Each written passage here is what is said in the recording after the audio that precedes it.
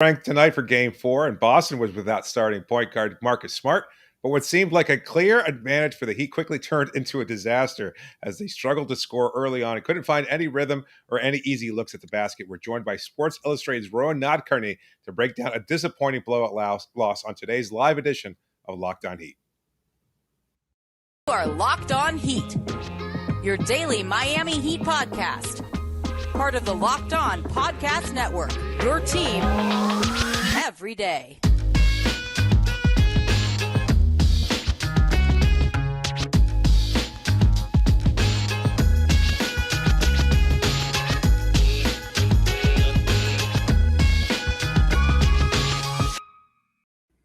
Hello, Heat Nation. It's a Tuesday edition of Locked On Daily Podcast covering all things Miami Heat. However, you may be listening or watching on YouTube, Odyssey, or on your favorite podcast app. Thanks so much for making us your first listen every day. I'm David Ramil, and with me, as always, is my co-host, Wes Goldberg. Thanks to everybody who will be joining us live for tonight's episode, our recap of Game 4, because much like the Heat, I'm only showing up tonight because I'm contractually obligated to do so. But we'll push on because there is a Game 5 in just a couple of days, and maybe we can learn something from this obvious debacle. The final score doesn't even matter. 102-82, I think it was. Who cares, really? The game was over, really, after the first 9 minutes of play, because that's how long the Heat took without scoring a single goddamn field goal. Miami was down 18-1 to start the game, almost the exact opposite of their scalding hard start for Game 3. And while they got some occasional scoring from Victor Oladipo, who led the Heat with 23 points, they only managed to get 18 total points from their entire starting unit. They shot just 34% from the field. We're joined tonight by Rohan Nadkawni of Sports Illustrated, likely making his last appearance on the show, and I don't blame him. Let's hear from you, Ro. What the hell happened to Miami's offense tonight? They just got blitzed by a really good defense. At the end of the day, both these teams are capable of having really successful defensive stretches against each other. And I think Boston, obviously, I mean, you can talk about effort, et cetera, focus, whatever the case may be. Maybe the Heat lacked that a little bit. I think that's natural. It's what happens in playoff series at the same time. Got to give Boston credit. They have 5 very good defenders that they start with. There are no obvious, mismatches for the Heat to attack when they're playing Boston. Mm-hmm. And Robert Williams has been an issue for Miami. He's able to roam off PJ Tucker. He can guard Jimmy Butler one-on-one because he's not scared of dropping on him. He made a huge difference tonight. There's no question about it. And I think coming out, the Heat just kind of missed some early looks that they needed to make, and I think it snowballed from there. Jimmy Butler missed a good look. Bam missed a good look. Strus missed some open threes. I think it just snowballed kind of early, and it went from there. But, I mean, give Boston credit. I think this was the best wire-to-wire effort either team has put together in this series. Yeah, look, I told you the Celtics would come out strong. They would play better because they knew they couldn't lose this game and go down 3-1 after 2 games at home. But the Heat have issues beyond this game, and that's how they handle Robert Williams and, by the way, Al Horford and the Celtics defense, especially in the paint. 11 blocked shots for the Celtics tonight. We talked so much about the 19 steals that the Heat got in Game 3. 11 block shot for the Celtics. Just as disruptive, right? I mean, they just took everything away from the rim. Yeah, the Heat missed a bunch of open looks. They shot just an absurdly bad 29.6% on twos. But we shouldn't get bogged down in sort of the results and that crazy, I guess you can call it, variance. Because ultimately the Celtics forced the Heat into the looks that they wanted to give to the Heat offense. And that's not good if you're Miami. These are the numbers according to Cleaning the Glass. 37 of Miami's shots came in the mid-range, and of their 36 three-pointers, only 7 of them came from the corner. 29 of them were above the break there. Those are not good looks for this Heat team. They want to be shooting from the corners. They want to be shooting at the rim and not really relying so much on the mid-range looks and stuff, especially when you don't have Tyler Herro in this game. The Celtics forced the Heat into the looks that they wanted. Could the Heat have made more shots and made this a closer game? Absolutely. But the Celtics thoroughly outplayed Miami tonight, and that's something that the Heat have to figure out going into Game 5. Well, I mean, yes, and I'm struggling to wrap my mind around it because I know we've seen these games go back and forth, like with huge blowouts on all 4 of them, really. With, of course, that third quarter, it was a tight game for the most part, but Miami stormed back for that Game 1 win. They were blowing out Boston in the first quarter of Game 3, but you look at you look at what happened tonight, and yes, absolute credit to Boston's defense. I don't want to take anything away from that. I don't think any of our listeners will either. But I mean, I think there's a lot of people just concerned about Miami's inability to hit those easy and open looks. Like Max Strus, 0 points tonight. PJ Tucker wasn't able to hit from the corners. They weren't closing out on PJ. A lot of those shots were wide open.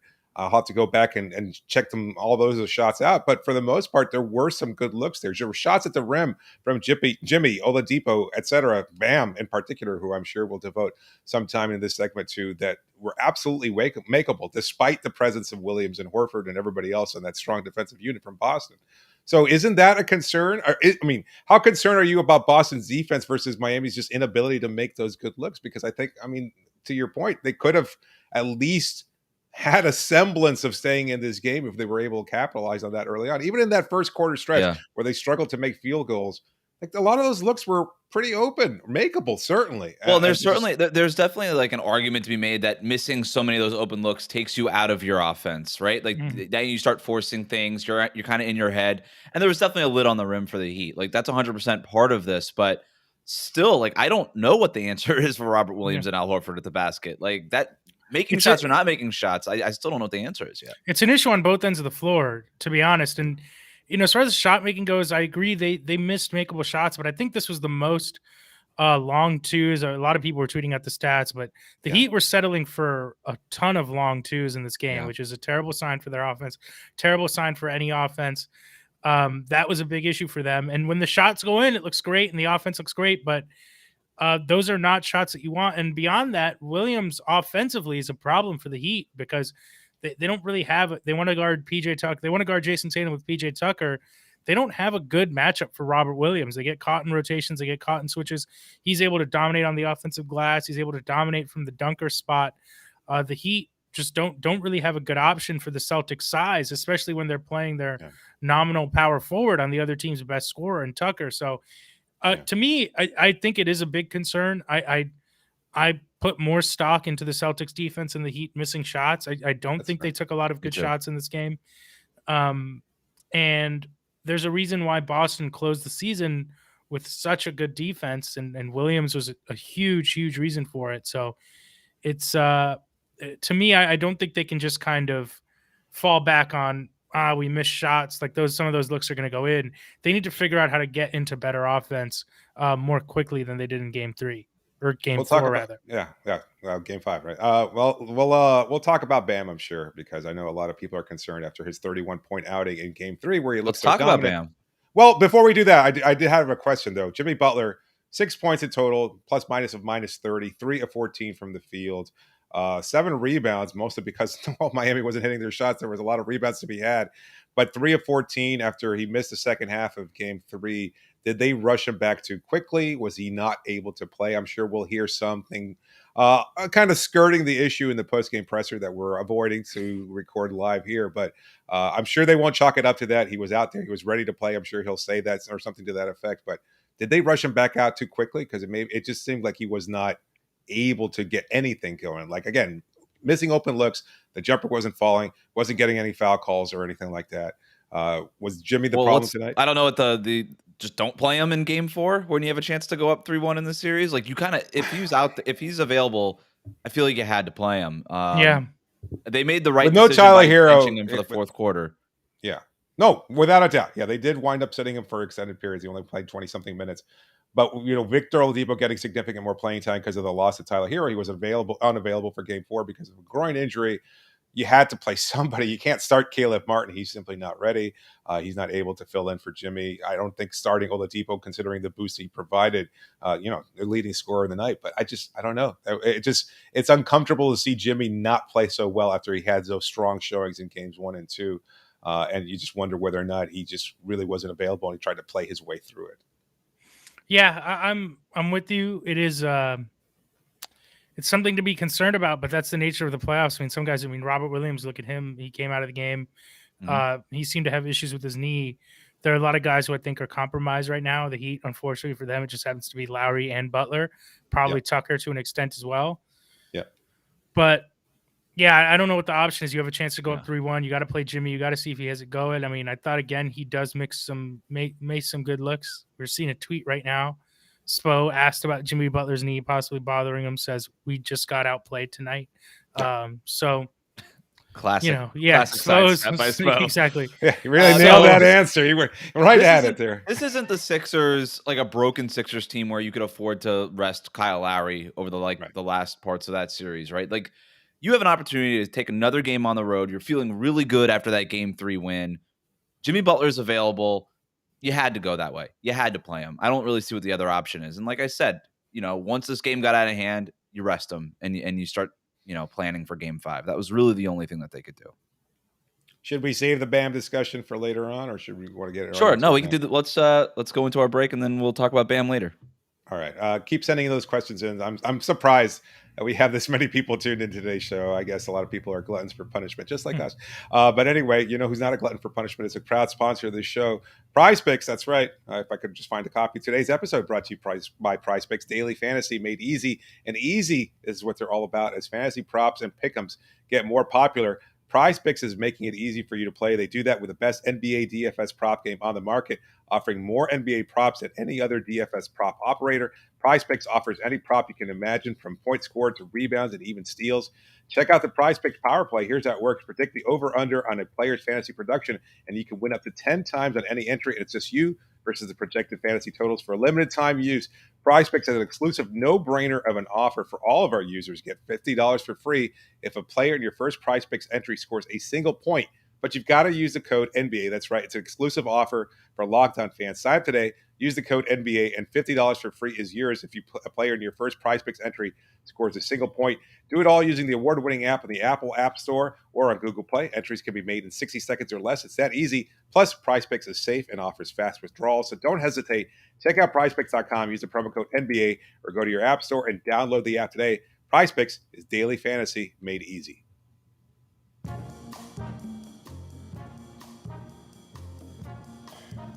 Thanks for making Locked On Heat your first listen every day. Make sure to check out the Locked On NBA Big Board with host Rafael Barlow from NBA Draft Junkies and the author of the NBA Big Board newsletter. He's joined by Richard Stamen, Sam Ferris, and Leif Thulin, giving fans an in-depth look into the NBA draft, mock draft, player rankings, and, of course, big boards. It's free and available wherever you get podcasts. You know what's not available? Bam Adebayo's offense. After scoring 31 points in Game 3, everybody expected him to bounce back. I had concerns when Ime Udoka mentioned that Robert Williams would be back in the lineup, and clearly I was right, unfortunately, because he challenged Bam. Bam didn't get easy looks. I think he wound up taking his first field goal in the second quarter, if I'm not mistaken. It just seemed like he was not actively looking for the basket, not really getting those kinds of looks that he had in Game 1, 2. They were challenging Kyle Lowry. He wasn't able to get those early entry passes into Bam, and even when he did have the ball, he was looking off to other people. It was just a strange night after seeing the much more aggressive version of Bam. So what do we chalk this all up to? Just Robert Williams, lack of aggression, a combination of both? What is it? I mean, I think it's a combination of all factors. The Celtics front line, when healthy, is really good. And again, there was no weak link tonight that kind of compromised the Celtics defense as they did when they're playing someone like Tice. And it just really changes, I think, the geometry of the floor for Miami. They weren't able to hit those couple early shots to loosen up the defense. Yeah. And I think they realized, like, we need to pressure him when he has the ball in his hands. They were getting up into him early. He had a couple turnovers. He was stripped a couple times. I think Boston did a really good job of every time he brought the ball down low. They had hands. They were, making it difficult for him. Yep. And that's that. I mean, they made it really uncomfortable for him. And then the game starts going a certain way. You get out of your script or out of the things you want to do. I think we all recognize that the Bam that scored 31, while we'd love to see that every night, that's not really the player he is. Right. Mm-hmm. Right. But at the same time, I'm not going to sit here and say he has to be better. I mean, this is the NBA playoffs. This is the conference finals. He's not going to. That's the anomaly. I'm curious. Sorry, I don't mean to interrupt, but that's the anomaly, right? Because everybody is kind of harping on him after his subpar performance in Game 2, and they're like, oh, he needs to be more aggressive. Lots of angry tweets and things of that. It's on BS, whatever. But then he comes out storming in Game 3, and yes, that's because Robert Williams isn't there. He starts getting going early on, but. Is it fair to ask these things of Bam when we know he's capable of those kinds of levels of production? It's a double-edged sword to me. Spo was asked after the game, 3, was that the best game you've ever seen Bam play? And he said, I've seen Bam play great basketball. Not scorer. People are going to fixate on the scoring, and they think that's the only way to be a max player. Bam's a max player because of what he does as a facilitator, because of what he does as a defender. I'm with you. We want to see him be a consistent scorer, but that's the scoring alone is not what makes him great. It's not what makes it's not what makes players great. Wes knows this. It's not what makes Draymond Green great. Wes has seen that up close. There's different ways to be a max player. It's just there are certain moments. We saw it in Game 3 where it calls for being better, and he's got the capability, but it just wasn't good enough tonight. But you could say that about the entire team. Yeah, I mean, we could go through some stats here. I mean, 18 points for the Heat starters. This is from StatMuse. Game 4 scoring leaders, 31 points for Jason Tatum, 23 points for Victor Oladipo, 18 points for the Heat starters combined. That's not great for Miami. The more I'm we're having this Bam Adebayo conversation, and the further we get into his career, the more I'm wondering, is he just Al Horford on steroids?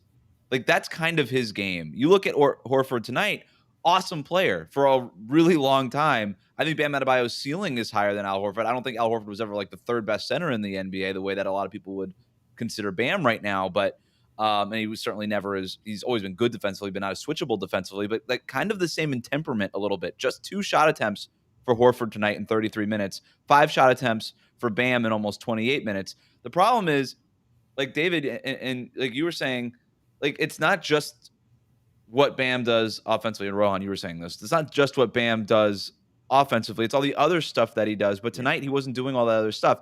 Just 6 rebounds, only 2 assists, 0 blocked shots, 0 steals. He wasn't really bringing it defensively either, where you compare that to a guy like Horford. Again, just 2 shot attempts in 33 minutes, but 13 rebounds, 3 assists, 4 blocked shots. I mean, if you're Bam, I don't know that the Heat have to rely on you for offense every single night. Even Horford had that big, what was it, Game 5 or whatever against Milwaukee, that big scoring night. You can have some of these here and there. But if you're Bam, you've got to do it everywhere else all the time. And then you do get that one anomaly 30-point scoring game every once in a while. And certainly on a night like this where you've got nobody really stepping up offensively, you want more than 9 points on 5 shot attempts from Bam because you need your best players to step up when nobody else is. But regardless, you need better rebounding, better rim protection, better everything.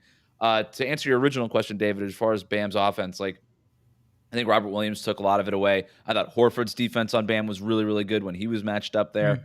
And I would have liked to see Bam just go up stronger sometimes. There were opportunities, especially early, where it felt like instead of going with that finesse layup, he could have just went up stronger. Now, I don't know if that was the Celtics just putting bodies in front of them, creating a wall, which they definitely did. But I also thought Bam could have just gone to the rim with more force, with more quickness, coming out of those screens with more force and with more quickness, the way that we saw in Game 3, which we didn't really see in Game 4. I'm not really sure what the reason for that hesitancy was. You can put blame kind of everywhere for that, but regardless, they need more from Bam and not just from a scoring perspective. They need more, and I agree. I got to look back, and the rebounds thing again also goes up and down because of how much he has to switch, etc. Right. And again, we talk about Williams, even when he's not guarding Bam one-on-one, his ability to crowd the lane, make it very difficult for the Heat to run pick and rolls, including Bam, because the spacing is not great for them. All of these things kind of add up. So I agree he should have played better. You look at the box score and it's just not enough. I'm just trying to I need to go back and watch a lot of those possessions because it's easy to sit here and say, and Wes, I don't think you're wrong. I do think there's a lot of times where I agree he needs to go up stronger. I think DeAndre Ayton, I said the same thing about him. There's times he just doesn't go up strong enough, but I think it's easy to single him out when the reality is the entire team just played really badly, and the Celtics defense was playing like the defense that was the best in the league for the last 4 months of the season. Yeah, if it's more porous the way it was early on in Game 3, the defense, then Bam can be your go-to scorer early on, so he can kind of set the tone for everything else. In this case, that was not. They needed somebody from the perimeter or somebody to be able to attack the basket with proficiency. Jimmy wasn't doing it. Kyle couldn't do it. PJ certainly not able to. Max Strus wasn't hitting from beyond the arc. They just weren't getting anything. And at that point, then it kind of renders Bam neutral. Like he's just not the kind of impact player offensively right away. And he can't be your go-to scorer. And that's fine. Like I will maintain this. I'm just saying something that's going to be completely unpopular, and I'm sure a lot of our listeners are going to get turned off by it. But I think he still is a max player. I'm sure you both agree, just because of all the other things he does. Those are great things that he does. He changes the dynamic of this team. He makes them better defensively. I think we've all established that point pretty clearly.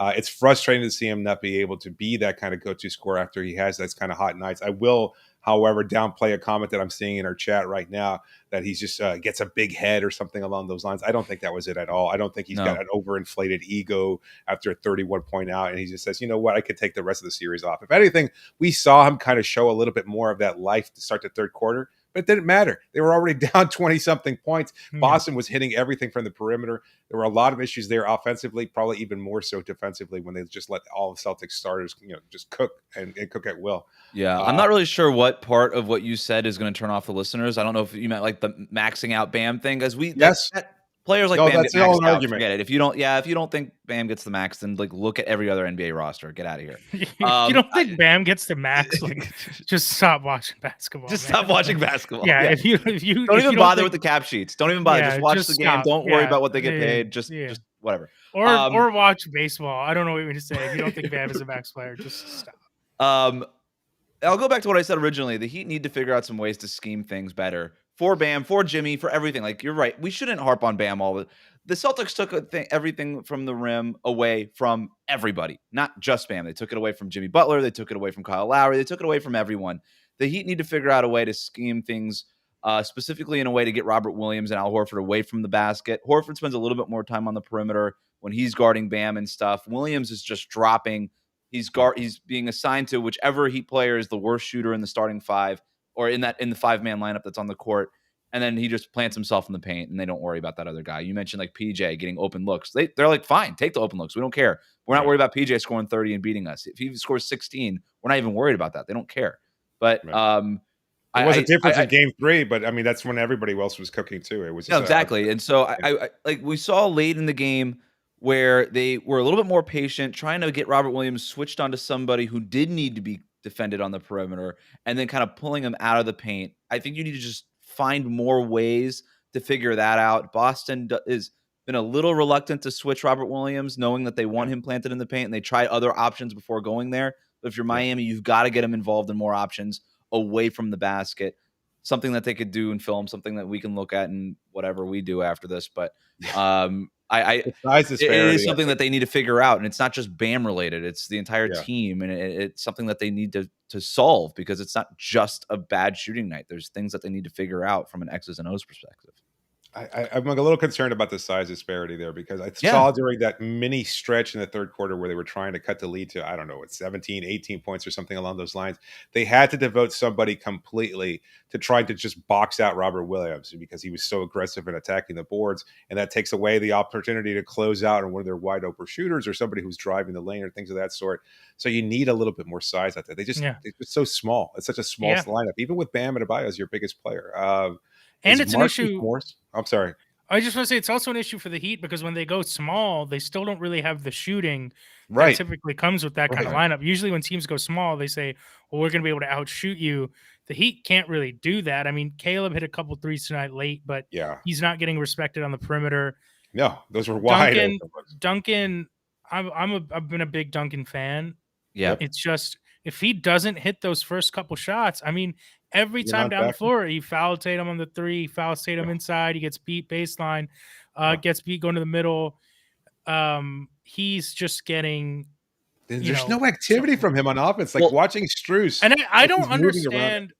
I also don't understand Spo bringing him in with Dedmon, because that seems to defeat the purpose of using Duncan, taking advantage of the drops the Celtics want to use. That's what happens if you're Spoelstra, you don't have a plan for how to use Duncan Robinson, because otherwise you would have lined their minutes and you would figure out, okay, our substitution pattern will make sure that we have Bam and Duncan on the floor at the same time.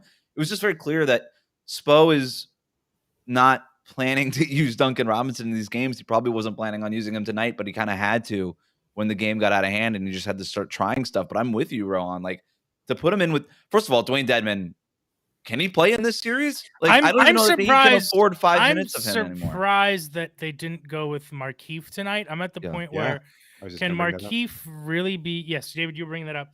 I'm at the point where can Markieff really be worse than what Dedmon has been? Or do you just play PJ at the 5, back up, and you're like, all right, Bam, sorry, man, you're playing 40 minutes tonight. We're playing PJ 10 minutes to 5. I do think Spo needs to tighten the rotation. Yeah. Even having said that, I think you're going to need, even if it's 4 token minutes of Markieff or something like that, I don't think you can tighten it to the point where you play Tucker at the 5 and you exclude Dedmon and Markieff, because they need one backup big. I mean, I think in an ideal world, you have the starting 5 from tonight. Vincent and Oladipo are your 2 guards, and then you have one big that should maybe be Markieff, who fills that Herro gap. too. You're taking your. Well, it's not even. It's not even that Dedmon is like outmatched in this series, which he is, right? Just from an athleticism standpoint. But I don't know if it's because there's. I don't know if it's because there's so many better athletes on the court, but he looks noticeably slow and out of rhythm. Like, he's just dropping passes. He's slow to get back up the court. Like, he's not even involved to have to. If God forbid there's a transition defense thing that he has to do, he's not even involved because everybody's just outrunning him. He's not cut out for this series. I don't know that this is a Herro series. I have to be honest. One of my fears is Herro comes back and he's like, I got this in game 5. Like, you guys needed me. He's going to do it. Like, the constant shots from the broadcast of him fuming on the sidelines there, knowing he could make an impact. We're going to see ultimate gunner version of Tyler Herro. I don't think that that's a recipe for success. That makes me nervous as a Heat fan that he's going to come back, and because I don't think he's been good this series. I think his shot creation was always a little overrated, and you're seeing it against a good defense that's switchable, that's not dropping, that can consistently throw length in him, that can blitz him with discipline. Yeah. It's not been good for him. It's not been good for him for most of the playoffs. Maybe he has a big game in him. I just don't know how he does it against this Celtics defense. Yeah. Quick question. We're saying all this when they played without Marcus Smart tonight, which is pretty crazy. Quick question. Go ahead. I'm sorry. I know Jimmy was probably compromised, but whatever. Go ahead, Wes. No, I mean, I think a lot of people focus, they missed like a bunch of mid-range looks, and like this Heat team has guys who can make them. But like, even those mid-range looks were a little like suspect too, because Boston plays that gap so well and they close out with their length so quickly. Like, even like mid-range looks that the Heat usually make against other teams are not the same. Like, they're not created equal against the Celtics roster. But the broadcast, just like a quick around the horn, we don't even have to spend a lot of time on this, but the broadcast was like, maybe it was just them trying to figure out something to talk about in the fourth quarter, but talking about how Duncan Robinson was shooting himself into a rhythm that he wasn't in during the playoffs. I think an underrated thing about the Heat's postseason right now is that they went from the best 3-point shooting team by percentage in the regular season to like shooting sub 30% right now in the playoffs. Are we buying that theory at all, that Duncan Robinson was able to shoot himself into rhythm in garbage time minutes in the fourth quarter? No. I'm not at all. I think I don't. It's going to be a lot different when he's playing high pressure minutes. And as far as their 3-point percentage dipping, I got killed for this. Everyone on Heat Twitter just wants to yell at me all the time, but their 3-point shooting was at its best when like guys were out of the lineup. Like, their best 3-point shooting game was that game in Phoenix when like Jimmy was out. Who else was out? Like, Bam was out. Yeah, their shooting benefited a lot from lineups that they'll never play in the playoffs. Right. And there's a reason you saw, again, Duncan was just getting, I think people are like, well, if he keeps shooting, eventually the shots are going to fall. He's not this bad of a shooter, but these are very high pressure shots against a very good defense, against from looks that are not very clean. Like, it's not going to get any easier for him. Yeah. I mean, yeah. Oh, all right. Well, we'll take a break. Let's put a pause on this, and then we'll answer some of the questions from our listeners and viewers in the next segment. But before we do that, just want to tell you that this episode brought to you by Rock Auto. Look, we've talked about it before. It's tough to go into an auto parts shop. You go in there, ask questions. They ask you questions. You're not sure whether or not you're giving the right answers. It's confusing. It's a little nerve-wracking. Why go through all that? You find the parts you're looking for on rockauto.com's easy-to-use website. With just a few easy clicks, they get it delivered directly to your door in just a matter of days. I know I've talked about it before. I know, Wes, you chalk it all up to me bragging, but you just recently had to replace a part on my wife's car. Did it so quickly. Look, I am not the handiest person. I'm not a mechanic by any stretch of the imagination, but rockauto.com makes me feel like one because I found the part, got it delivered, saved hundreds of dollars, rather than going to an auto parts shop or even a mechanic of some kind. You don't necessarily want to go through that hassle. So you know what? You do it yourself, and it's Rock Auto makes it that easy. They're a family-owned business that's been serving customers online for 20 years. You could be one of them too if you go to rockauto.com right now and find all the parts available for your car or truck. And then when you go to the section that says, "How did you hear about us?" write the phrase "Locked On," like I did, so they know we sent you. Amazing selection, reliably low prices, all the parts your car will ever need. That is rockauto.com.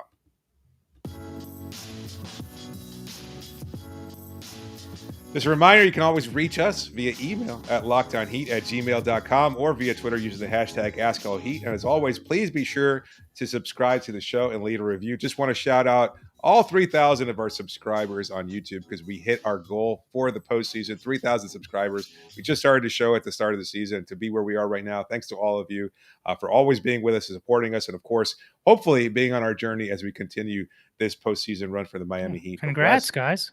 Thank you so much. You're a big part of it, Ro. You've been there from day one, so we appreciate you more than anybody. You're always welcome here, whatever those Miami Heat people want to say. Or who? I don't never even heard of that. Exactly. Thank you so much.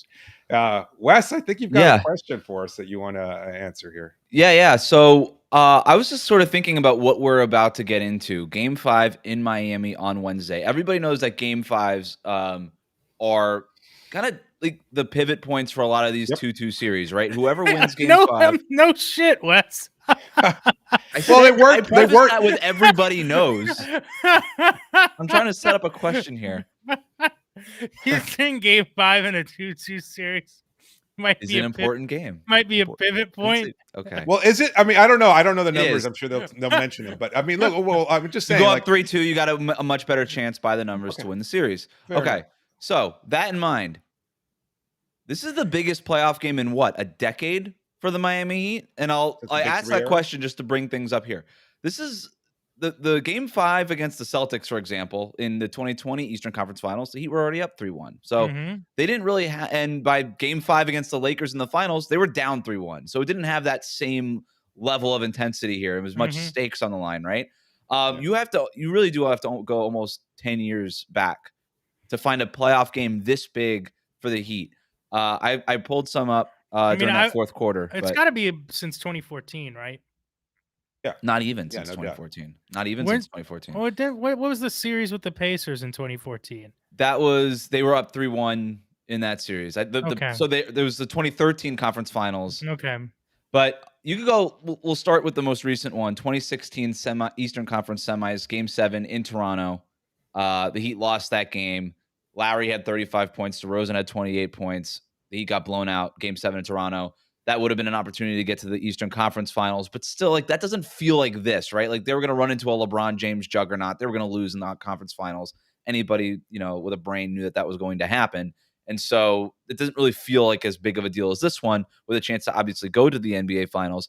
Game 7, 2013 NBA Finals versus Spurs. Obviously, you could even put Game 6 into this conversation, considering where the Heat were and they needed to win that game. But Game 7, after Ray Allen's shot in Game 6, LeBron scores 37. D-Wade has 23 and 10. The Heat outscore the Spurs 23-17 in the fourth quarter, win the championship. Is this a bigger game than Game 3 of the 2014 Finals? I would say so, just because of the difference between a Game 5 and a Game 3, right? But what about the difference between the finals and the conference finals? What about the difference? It's an interesting question. I'm just saying I just don't know. What are the percentages on a team going up 2-1 in the finals? Is it overwhelmingly that team wins? I see what you're saying. That's a good point. This is this Game 5 feels like do or die, doesn't it? Yeah, I would never put agree. that Game 3 in 2014 as do or die. To your point, to your point, and I think somebody brought this up in the chat too. Like the Bucks won Game 5 against the Celtics. They took the 3-2 lead, and then Boston closed that series with 2 straight wins. So maybe there's pressure. Maybe there maybe isn't. you want to. Maybe you actually want to lose this game. No, I don't think you want to lose Game 5 for right? that kind of pressure. Right? No, I think you want to be able to win the next 2 if possible. I just don't know how it's likely to happen. They're not. They just don't seem to have an answer for Robert Williams. They can't seem to figure it out. And you're look. You brought up the point about not being able to. Well, if you lose this Duncan Game 5 Robinson as well, like you've just given back up home court advantage after you got it back, right? And so that matters too. Do you guys want me to keep going or no? You don't care. If you've got other questions, or if you got something else to add? No, I've got other playoff games. I just don't think we need to go back further than we were like. This is the biggest game since X. And I let's get into some of our viewer listener questions. I feel like we've hit the candidates. But it's a huge game. Right. You make a good point. It's the biggest game for a team that's been in the Eastern Conference Finals 2 of the last 3 years. It's kind of wild that we've had to go this long. Yeah.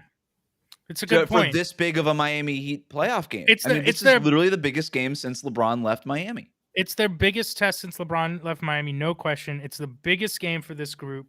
It's probably the biggest game in Jimmy Butler's career outside of the finals.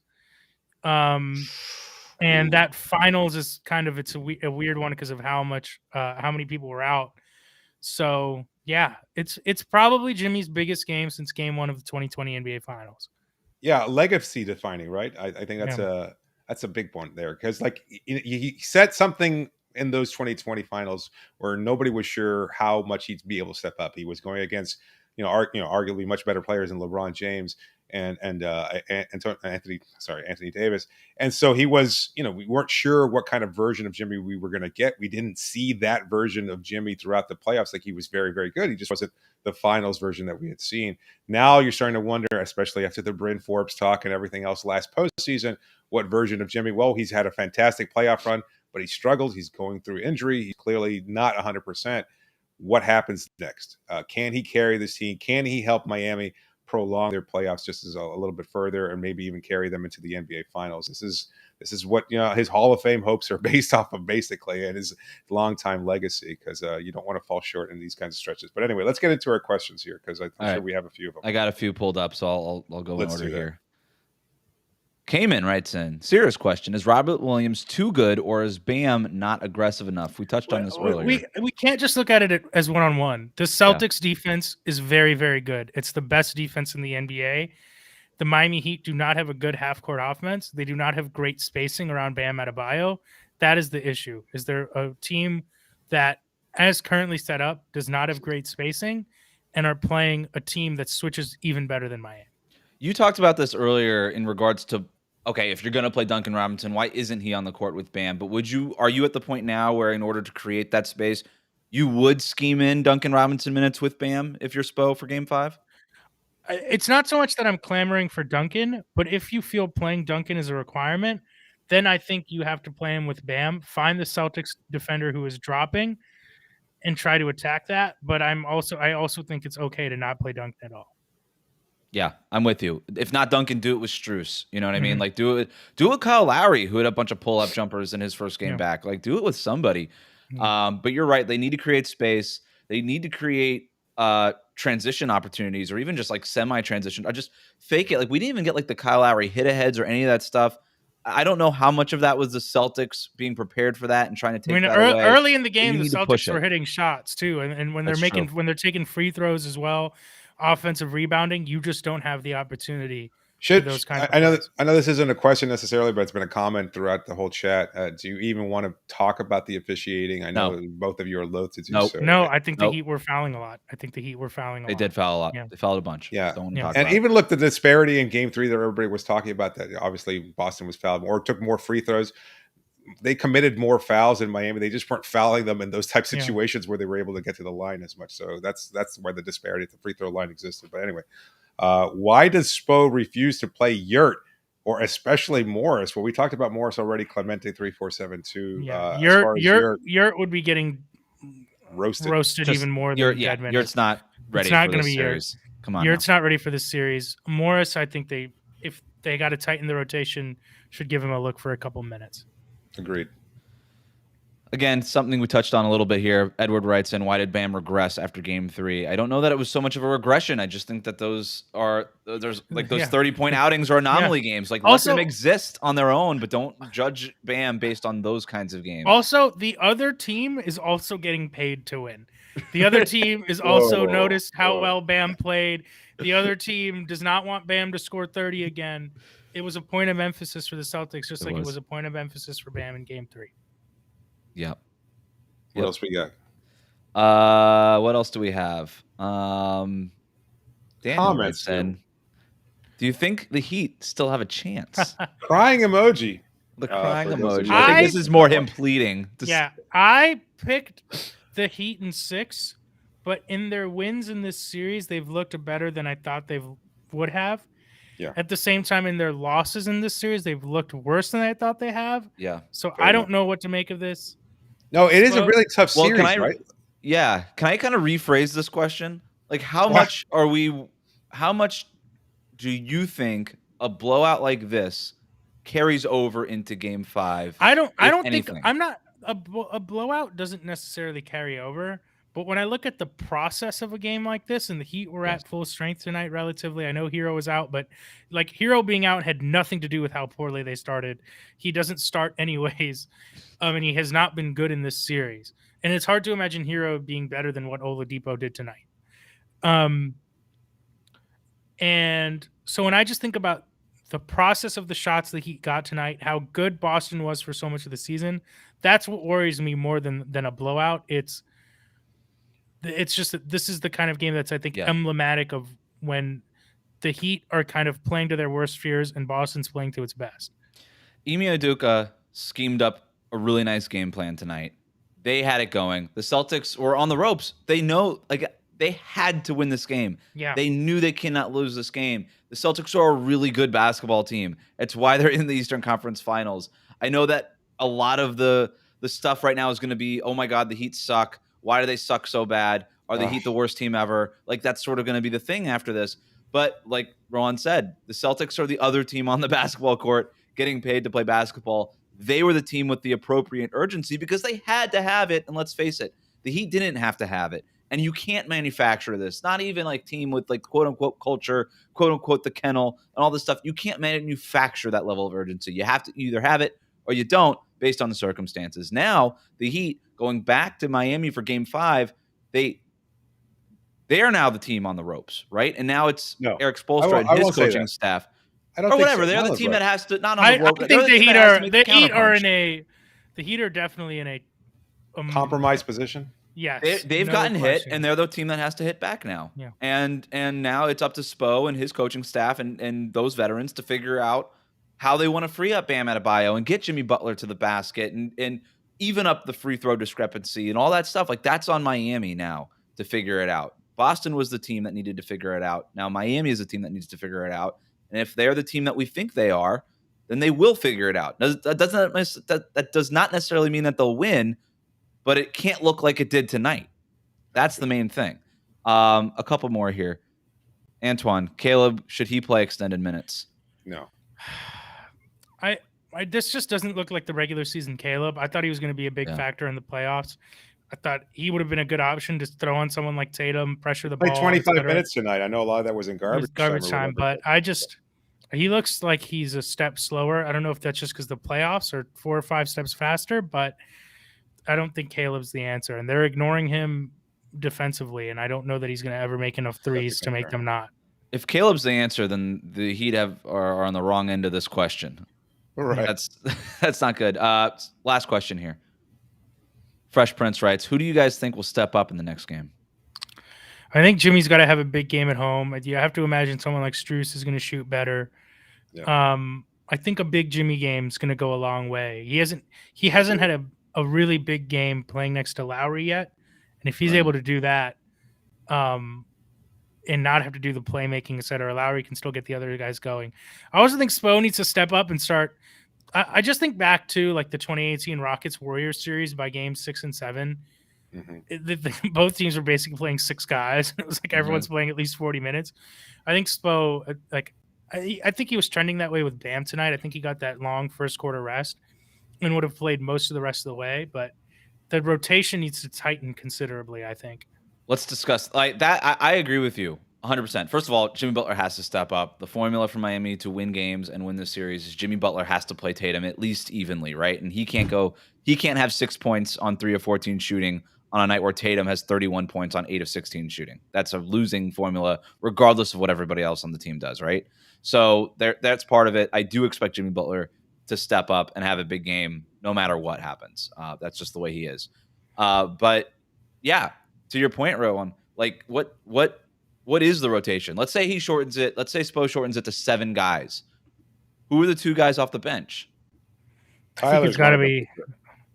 I think it's going to be Oladipo, Vincent, and Tyler. But I think you got to have a quick hook with Tyler's minutes, if like similar to Duncan, if the shot's not there.